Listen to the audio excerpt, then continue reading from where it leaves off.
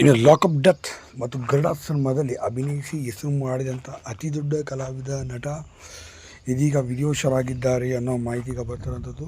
ಹೌದು, ವಿಲನ್ ಪಾತ್ರದಲ್ಲಿ ಕೂಡ ಅವರು ಕಾಣಿಸ್ಕೊಂಡಿದ್ರು. ಸಾಕಷ್ಟು ಸಿನಿಮಾಗಳಲ್ಲಿ ಪೊಲೀಸ್ ವಿಲನ್ ಪಾತ್ರದಲ್ಲಿ ಇವರು ಹೆಚ್ಚಾಗಿ ಕಾಣ್ಕೊಳ್ತಿದ್ರು. ಮತ್ತು ದೊಡ್ಡ ದೊಡ್ಡ ವಿಲನ್ ಆಗಿ ರೌಡಿಯಾಗಿ ಕೂಡ ಕಾಣಿಸ್ಕೊಂಡಿದ್ದಂಥ ಇವರು ಮಾಲಾಶ್ರೀ ಅವ್ರ ಜೊತೆ ಅತಿ ಹೆಚ್ಚು ಸಿನಿಮಾಗಳಲ್ಲಿ ಕಾಣಿಸ್ಕೊಂಡ್ರು.